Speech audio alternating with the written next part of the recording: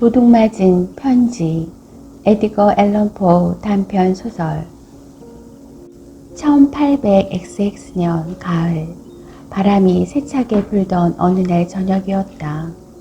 날이 저물어 어둠이 깃든 후에 나는 파리의 교회 생제르망의 디노가 34번지 3층에 살고 있던 친구 시 오기스트 두팡의 조그마한 서재에 있었다. 그와 함께 명상도 하고 해포석 파이프로 담배를 피우는 두 가지의 재미를 보고 있었다. 우리는 적어도 1시간 동안은 침묵에 잠겨 있었다. 우리 두 사람은 얼핏 방한 공기를 짓누르는 연기의 소용돌이 속에서 정신이 팔린 것처럼 보였을 것이다. 그러나 나는 그날 저녁 일찍이 우리 둘 사이에 화제거리가 된 어떤 문제를 마음속으로 생각하고 있었다. 그것은 모르그가의 사건과 마리로제의 살해 사건 뒤에 얽힌 비밀이었다.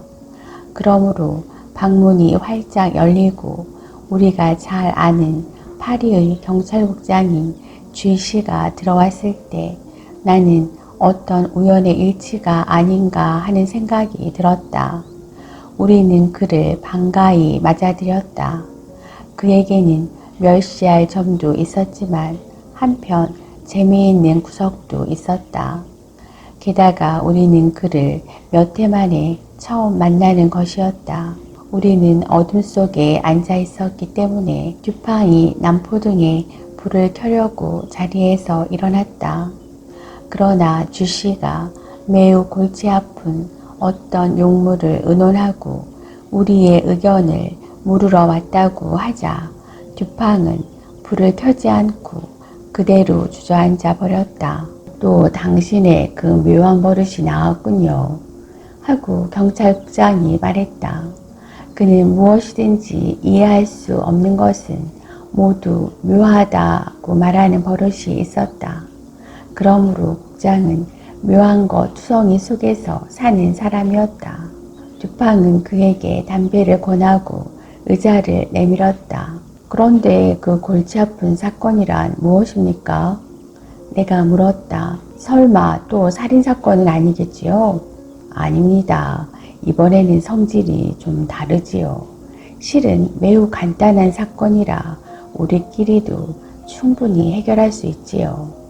하지만 사건이 너무 묘해서 듀팡 씨도 그 사건의 내막을 듣고 싶으실 거예요. 간단하고도 묘하다. 듀팡이 말했다. 네, 그래요. 그렇지만 또 반드시 그렇다고만 볼 수는 없지요. 사실은 사건이 매우 단순하면서도 알쏭달쏭하기 때문에 골치가 아프다는 말씀이에요. 그러면 사건이 너무 간단해서 오히려 당신들을 괴롭히고 있군요.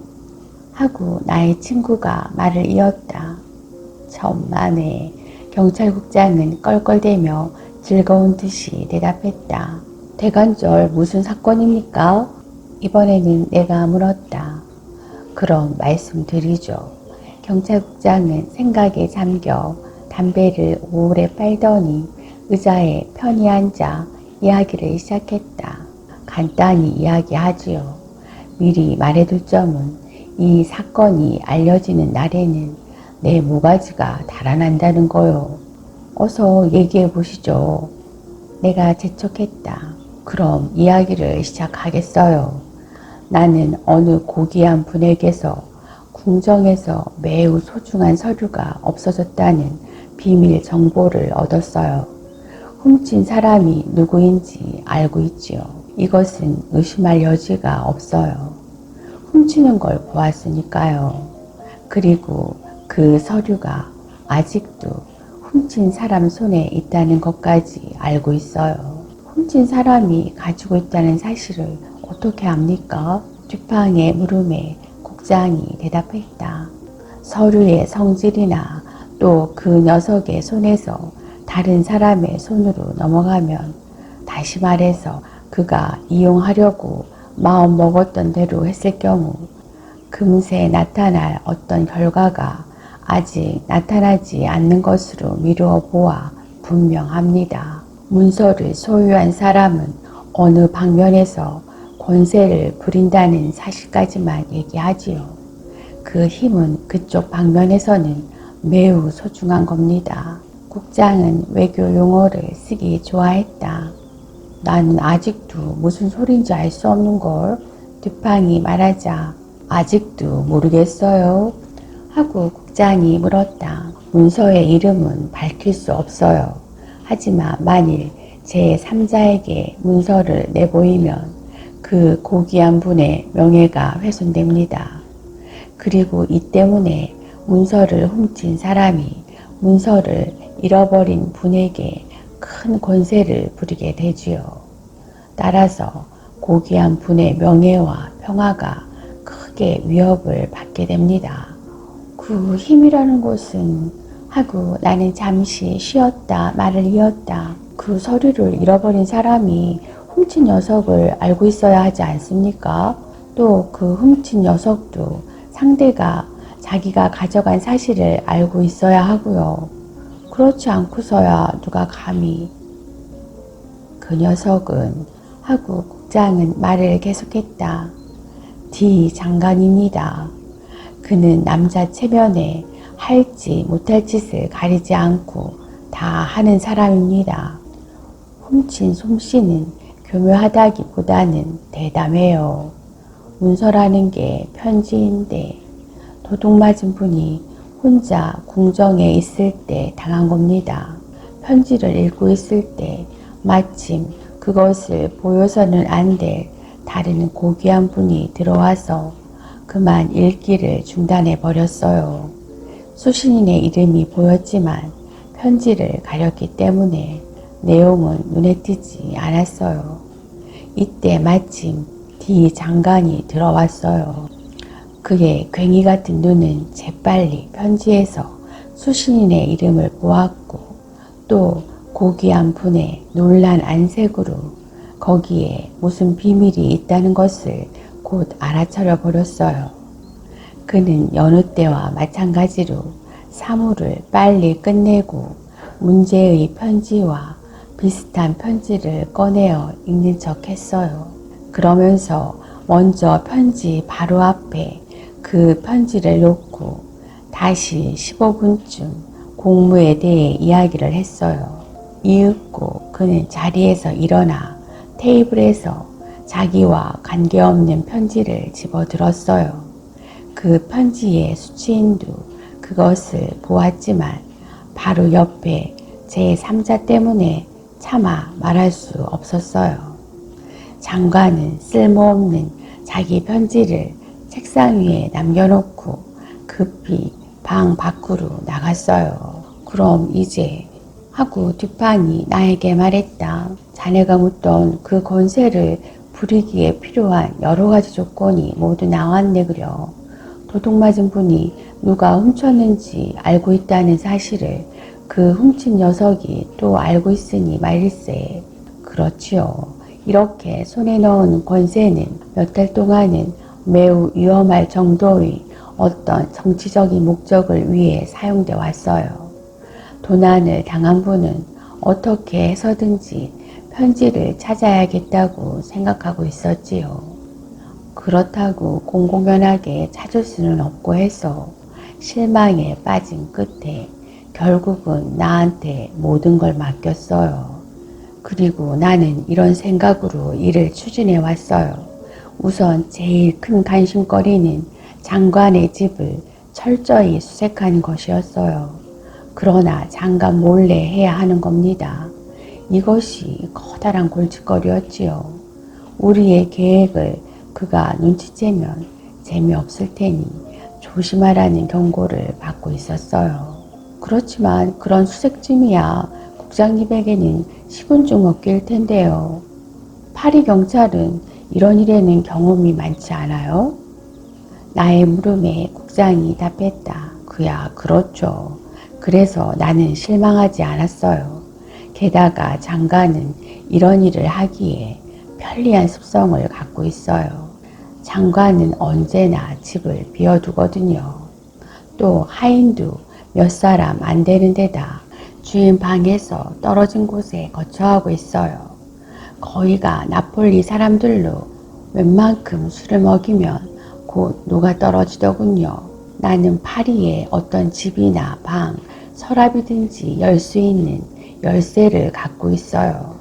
석 달 동안 하루도 빠지지 않고 D 장관 집을 수색했지요. 내 체면에 관계되는 문제니까요. 그리고 이것은 극비이지만 보수도 엄청나요. 그러나 훔친 녀석이 나보다 단수가 훨씬 높다는 것을 알고 그만 수색을 단념했어요. 편지가 숨겨져 있을 듯한 곳은 샅샅이 뒤져보았어요. 그러나 이런 경우도 있지 않을까? 그 편지가 아직 장관의 손에 있더라도 집 밖에 감춰두었을지 모르잖아요. 내가 말했다. 그건 안 될 말이야. 듀팡이 입을 열었다. 궁중의 특성이라든가 특히 D 장관이 관련되어 있는 음모의 규모로 미루어 짐작하자면 편지를 당장에 이용해야 하네. 즉 편지를 즉시 꺼낼 수 있어야 한다는 게 갖고 있는 것 못지않게 중요하거든. 당장에 내놓을 수 있게 되다니? 하고 내가 물었다. 다시 말하면 곧 찢어버릴 수 있어야 한다는 거야. 그래서 그를 지키고 있다가 도둑으로 가장하고 2번이나 몸을 뒤져보았지요. 국장의 말에 귀찮게 그렇게까지 할 필요는 없었을 텐데 하며 듀팡이 이어서 말했다. 장관도 바보가 아니라면 그것쯤이야 각오하고 있었겠지요. 그야 바보가 아니지요. 그렇지만 장관은 시인이랍니다. 나는 시인을 바보의 이웃 사촌으로 간주해요. 하고 국장이 대답했다. 듀팡은 해포석 파이프를 길게 사려서 깊이 한 모금 빨아들이고 말했다. 수색의 내막을 좀 더 자세히 말씀해 주실 수 없어요? 하고 내가 국장에게 말했다. 사실은 이래요. 나는 이런 일에는 경험이 많기 때문에 시간을 많이 들여 구석구석 샅샅이 찾아보았어요. 방 하나를 조사하는데 이랫밤이나 걸렸지요. 이렇게 해서 방을 하나씩 처리해 나가다 마침내는 집 안을 전부 수색했어요. 우선 방마다 가구를 조사하고 서랍을 다 열어보았지요. 또 쿠션 같은 것은 우리가 사용하는 가늘고 긴 바늘로 찔러 보았어요. 그리고 테이블은 그 위 판자까지 뜯어보고요. 테이블 위에 판자나 다른 세간의 뚜껑을 뜯어서 물건을 감추는 일이 흔히 있으니까요. 마당에는 모두 벽돌이 깔려 있었어요. 그래서 힘이 덜 들었지요. 벽돌 틈에 있기를 조사해 보았더니 수상한 곳이 별로 눈에 띄지 않았어요. 물론 D 장관의 서류와 서재의 책들도 조사해 보았겠지요. 그럼요. 모든 꾸러미를 펼쳐 보았어요. 책도 보통 경관들이 하듯이 그냥 흔들어 보지 않고 책마다 한 장 한 장씩 넘겨보았지요. 표지도 세밀한 자로 그 두께를 재어보고 현미경으로 철저히 조사했어요. 서점에서 최근에 도착한 몇 권의 책은 바늘로 세밀하게 찔러 보았어요. 그렇다면 하고 나는 말을 이었다. 처음부터 계획을 잘못 잡았군요. 당신의 추측은 빗나갔어요. 편지는 집안에는 없어요. 아마도 그런가 봐요. 국장도 동의했다. 그런데 듀팡 씨는 어떻게 생각하시오? 집안을 다시 한번 철저히 조사해야죠. 그건 쓸데없는 일이에요. 편지가 집안에 없다는 게 확실하니까요. 내가 살아있다는 것과 마찬가지로 분명한 일입니다. 그렇지만 나로서는 이 이상 더 좋은 의견이 생각나지 않는군요. 하고 듀팡은 대답했다. 그런데 당신은 편지의 모양을 잘 알고 있지요? 암요. 하고 경찰국장은 수첩을 꺼내어 콧소리로 편지의 내용이며 겉봉에 대하여 상세히 읽기 시작했다. 그리고는 읽기를 끝내고 가버렸다. 나는 그때처럼 그의 낙심한 얼굴을 본 적이 없다. 한 달쯤 지나 국장이 다시 찾아왔다. 우리는 그가 전에 왔을 때와 다름없이 담배 연기 속에 묻혀 생각에 잠겨 있었다. 그는 파이프를 꺼내 물고 의자에 앉아 이런저런 얘기를 시작했다. 이윽고 내가 편지 사건에 대해 말을 꺼냈다. 그런데 국장님, 도난당한 편지는 어떻게 되었어요? 장관은 당해내지 못하고 그만 단념해 버렸나요? 그 작자 말이에요. 말도 못해요. 나는 듀팡씨 말대로 한 번 더 조사해 보았어요. 그러나 예상한 대로 헛수고였어요. 보수가 얼마라고 했지요? 듀팡이 물었다. 그야 엄청나지요. 아주 특별한 보수입니다. 정확히 얼마라고는 말할 수 없지만 만일 그 편지를 나에게 전해주는 사람이 있으면 5만 프랑짜리 개인 수표를 떼지요. 이것만은 이 자리에서 약속해 드릴 수 있어요. 날이 갈수록 편지의 중요성이 커져서 요즘 와서는 보수가 두갑절로 늘었어요. 그렇지만 설사 보수가 세갑절이 된다 하더라도 나는 더 이상 손을 쓸 수가 없어요. 아, 그렇습니까? 듀팡은 해포석 파이프를 빨면서 천천히 말했다. 나는 당신이 이 사건에 전력을 다했다고는 볼 수 없군요. 다른 필요한 방법이 있었다고 생각해요. 아무튼 당신은 이 사건에 대해 남의 충고를 신중하게 새겨들어야 했습니다. 나는 남의 충고를 들을 용의가 있어요. 또 그만큼의 보수까지도 제공하겠어요. 사건을 해결하는 데 도움을 주는 사람에게는 틀림없이 5만 프랑을 내놓겠어요. 국장은 약간 불안스러운 얼굴을 하고 말했다. 그렇다면 하고 듀팡은 서랍을 열고 수표책을 꺼냈다. 지금 말씀한 액수의 수표를 써 주십시오. 그 수표에 사인만 하시면 당장에 편지를 내드리겠어요. 나는 깜짝 놀랐다. 국장은 마치 벼락이라도 맞은 사람처럼 한동안 말이 없었으며 움직이지도 않았다. 그리고는 입을 벌린 채 믿을 수 없다는 듯이 금세 튀어나올 듯한 눈으로 듀팡을 바라보았다. 이윽고 그는 정신을 가다듬었다. 몇 번이나 머뭇거리다가 수표를 멍하니 바라보더니 펜을 들고 5만 프랑을 기입하고 사인한 다음 책상 맞은편에 있는 듀팡에게 넘겨주었다.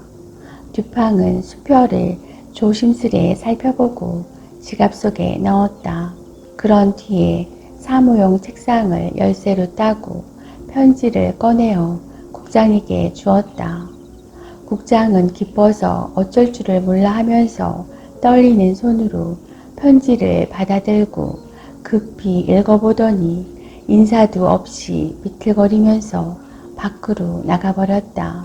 그는 듀팡이 수표를 써달라고 말한 후로 한마디의 말도 입 밖에 내지 않았던 것이다. 국장이 나가버리자 듀팡은 나에게 자초지종을 이야기했다. 파리 경찰은 그쪽 방면에서는 유능하다네. 참을성도 있고 교묘하고 교활하고 직무상의 지식에서도 정통에 있네. 그래서 나는 국장이 디장간 집을 수색한 이야기를 했을 때 그가 애쓴 범위 안에서는 충분히 조사했으려니 하고 전적으로 그 말을 믿었다네.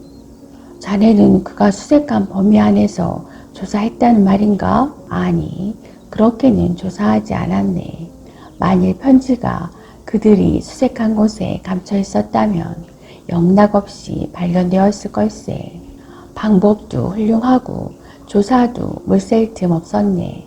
그러나 수사 방법이 사건과 상대방에게 적합하지 않은 게 흠이 없네. 국장이 매우 교묘한 수단이라고 생각한 것이 억지로 자기의 계획에 모든 것을 맞춰 나가려고 했다네. 그래서 그는 사건에 대하여 너무 가볍게 생각하거나 너무 신중히 해서 언제나 실패한다네. 이런 면에서는 오히려 초등학교 아이들이 그보다 더 영리할 거야. 그들의 행동 방침에 어떤 변화가 있었는가? 구멍을 파본다든지 송곳으로 쑤셔 본다든지 두들겨 본다든지 현미경으로 자세히 조사해 본다든지 집의 전 면적을 각 평방인치로 나눠서 번호를 매긴다든지 하는 것이 무슨 소용이 있나. 그따위 짓은 모두 국장이 오랫동안 수사일을 하면서 경험한 인간의 지력을 밑바탕으로 한 것이네. 그는 사람이면 누구나 의자 다리에 구멍을 파고 편지를 감추지 않더라도 그런 방법에 벗어나지 않는다고 믿었네. 즉 사람의 눈에 띄지 않는 구멍이나 틈에 편지를 감출 것이라고 생각하고 있었네. 그러나 이런 식은 단지 보통 때 보통 지력을 가진 사람만이 흔히 하는 일일세. 물건을 감출 때 이렇게 힘을 들여 처치하면 대번에 상대방의 눈에 띄기 쉽지. 또 실제로 눈치를 채게 된다네. 그리고 이것을 찾아내는 것도 수색하는 사람의 머리에 달려있는 것이 아니라 오직 주의력과 참을성과 결심에 달려있는 것일세. 또 사건이 중대하더라도 경찰관의 눈으로 볼 때는 같은 일이라서 보수가 많을 때에도 이제껏 내가 말한 수색 방법은 조금도 변하지 않고 그대로 실천이 된다네. 그러니까 도난당한 편지가 국장의 수사 범위 안에 있으면 다시 말해서 편지를 감추는 수법이 국장의 원칙에 들어가면 문제없이 발견이 되지. 그러나 국장은 이번엔 완전히 속아 넘어가 버렸다네. 실패한 첫째 원인은 장관이 시인으로 이름이 나 있었기 때문에 그를 바보라고 단정해버린 데 있네. 국장은 모든 시인은 바보다 라고 생각하고 있었네. 그는 이것을 전제로 추리하여 오류를 범하고 있었네. 그런데 장관이 정말 시인인가?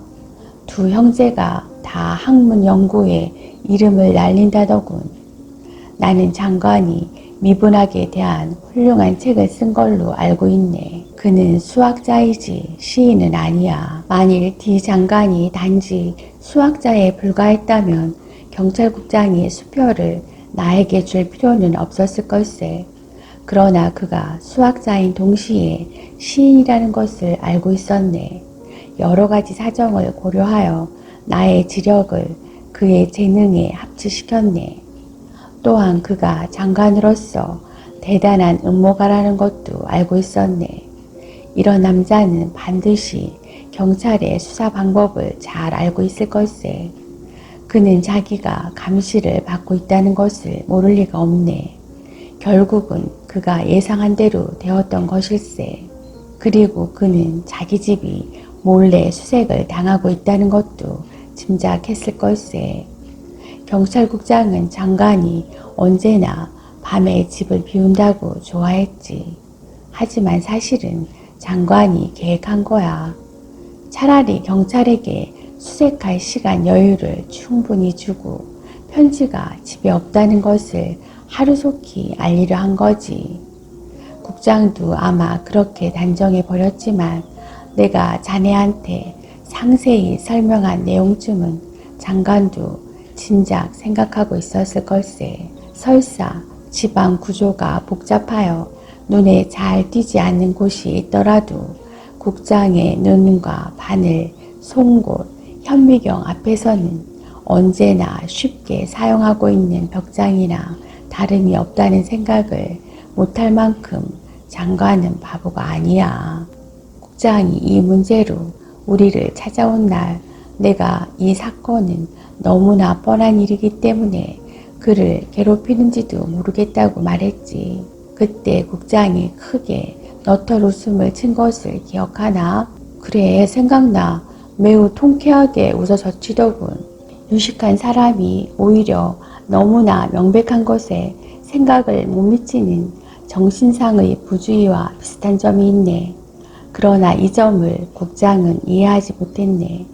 장관이 편지를 세상에 어느 누구도 눈치채지 못하도록 무사람의 코앞에 갖다 놓으리라고는 한 번도 생각하지 못했을 걸세. 나는 D 장관의 대담하고 당돌하며 교묘한 수법을 생각하면서 그가 편지를 유효하게 쓰려면 가까운 장소에 놓아두어야 한다는 사실과 국장의 수사 형식 안에 숨겨 놓아서는 안 된다는 단정을 하면 할수록 장관은 편지를 숨기지 않고 영리하고 사려 깊은 수단을 취했을 것이라고 확신했네. 어느 맑게 개인 날 아침에 푸른색 안경을 쓰고 나는 장관댁을 방문하였네. 장관은 마침 집에 있었네. 그는 여느 때와 마찬가지로 하품도 하고 천천히 왔다 갔다 하면서 꽤 심심한 것처럼 보였네. 그는 세상에서 제일 정력적인 사람일 텐데 그러나 남이 보이지 않는 데서만 그렇다는 말일세. 나는 시력이 약하기 때문에 마주 앉아 이야기를 하려면 반드시 안경을 써야 한다고 투덜거렸지. 하지만 안경 덕분에 겉으로는 이야기를 열심히 듣는 체 하면서 그의 눈을 피해 방안을 세밀히 살펴보았네. 특히 그가 앉아있는 커다란 책상을 유심히 보았네. 그 위에는 편지와 서류, 한두 개의 악기, 책 두서너 권이 아무렇게나 놓여 있었네. 그런데 그것을 아무리 눈여겨보아도 의심스러운 점이 전혀 눈에 띄지 않았네. 그렇게 방안을 둘러보다가 난로 바로 한복판 아래에 있는 조그마한 노쇠로 만든 아름다운 명암꽂이 상자를 발견했네. 명암꽂이의 서너 칸에는 대여섯 장의 명함과 때 묻고 구겨진 한 통의 편지가 들어있었네. 편지는 가운데가 둘로 찢어져 있었네. 마치 애초에는 쓸모가 없어 찢어버리려다가 다시 생각하고 찢기를 중단한 것처럼 보였네. 그런데 거기에는 검은 봉인이 찍혀 있었네.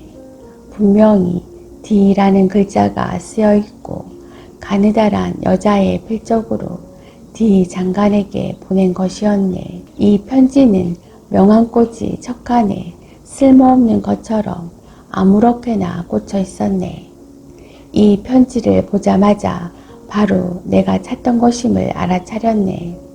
어느 보로 보든지 국장이 우리에게 자세히 들려준 그런 편지와는 다르게 보였네. 검은 봉인이 큼지막하게 찍혀있고 커다란 글씨가 쓰여 있었네.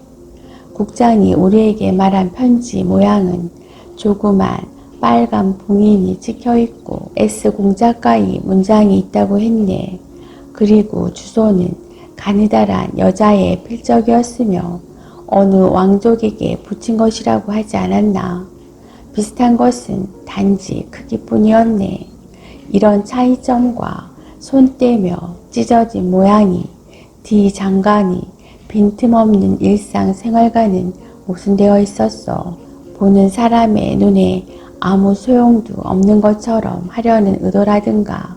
전에 내가 도달한 결론대로 편지가 모든 손님들의 눈에 띄는 곳에 꽂혀있는 사실이 나에게 대뜸 큰 의심을 주었네. 나는 되도록 오래 눌러앉아 있었네. 장관의 흥미를 끌고 감동시킬 만한 문제를 놓고 열렬히 토론을 하는 한편 한순간도 편지에 대한 주의를 게을리하지 않았네. 이렇게 해서 나는 편지의 겉모양과 명암꽂이에 꽂혀있는 모양을 잘 기억해 두었네. 그리고 단서를 찾아냈을 때 조그마한 의혹까지도 깨끗이 사라졌네. 편지의 모서리를 유심히 들여다보았더니 필요 이상으로 구겨져 있었던 걸세. 이것으로 충분하였네. 편지 겉봉을 장갑 모양으로 뒤집어서 수신인을 고쳐 쓰고 봉인도 새로 한 것이 분명하였네. 장관에게 작별 인사를 할 때 일부러 금으로 만든 담뱃갑을 책상에 놓고 집으로 돌아왔네.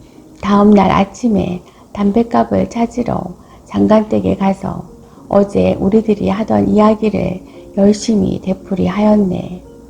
그러자 창문 아래서 갑자기 권총 소리와 같은 큰 소리가 들리더니 곧 이어서 무서운 비명과 군중의 소란한 소리가 들려왔네. 장관은 급히 뛰어가 창문을 열고 밖을 내다보았지. 나는 벌떡 일어나 명함꽂이로 가서 편지를 꺼내어 호주머니에 넣고 가짜 편지를 대신 끼워 넣었네. 편지는 내가 빵으로 만든 도장으로 D라는 봉인을 하고 집에서 용이 주도하게 만든 걸세. 거리의 소동은 총을 가진 사나이가 소란을 피운 것이었네. 그 후 D 장관은 다시 돌아왔네. 나도 잔뜩 눈독을 들인 물건을 손에 넣고 장관의 뒤를 쫓아 창 옆에 서 있었네. 그러고 나서 작별 인사를 하고 그 집을 나왔네. 가짜 미치광이는 바로 내가 시킨 사나이였네. 그런데 무엇하러 가짜 편지를 거기에 끼워둔 거야? 자네가 처음 찾아갔을 때 버젓이 뺏어가지고 오면 되지 않아? 아니야. D 장관은 물불을 헤아리지 않는 대담한 사람이야. 그리고 집에는 그를 위해 목숨을 내던질 하인들도 얼마든지 있지. 만일 자네의 말대로 하다가는 뼈도 못 추스르게 될 걸세. 그렇게 되면 파리 시민들은 그 후로 내 소식을 전혀 듣지 못할 거야. 그렇지만 나는 배포가 좀 다르고 자네도 알다시피 정치에 대해 관심이 많네. 이 사건에서 나는 귀부인이 관련된 당원으로 행세할 거야. 18개월 동안 장관은 권력으로 귀부인을 소나기에 넣고 흔들었어. 그러나 이번에는 장관 쪽에서 귀부인의 권력에 좌우될 판이야. 왜냐하면 그는 편지가 자기 수중에 없는 줄을 모르기 때문에 편지를 가진 것처럼 행동할 거야. 그렇게 되면 갑자기 정치 생명을 잃게 된단 말이야. 그것은 순간적인 일이니 얼마나 꼬물견이겠나. 그야말로 절벽에서 굴러떨어지는 격이며 숨이 막힐 걸세. 어쨌든 장관이 소위 이런 귀부인에게 납작하게 되어 결국 명함꽂이에 끼워둔 편지를 펴 보여야 할 처지까지 되었을 때 그가 어떤 생각을 할는지 매우 궁금하네. 왜? 자네가 그 편지 속에 무슨 이상한 것을 써 넣었나? 그럼 백지만 넣기도 못해서 그건 예의가 아니거든. D 장관은 언젠가 비엔나에서 나를 크게 망신준 적이 있었네. 그때 나는 불쾌한 얼굴을 하지 않고 다만 언제든지 이 일을 마음속에 새겨두겠노라고 말했지. 어쨌든 자기를 넘겨잡은 사람을 알고 싶을 때니까 그 단서를 알리지 않으면 안 될 것 같아서. 그는 내 필적을 잘 알고 있으니까 나는 종이에 이렇게 써 넣었네. 이런 무서운 계획은 아트레에게는 어울리지 않을지 모르지만 디에스테에게는 어울릴 것이다. 이 글은 크레비옹의 아트레라는 희곡 속에 있는 문구일세.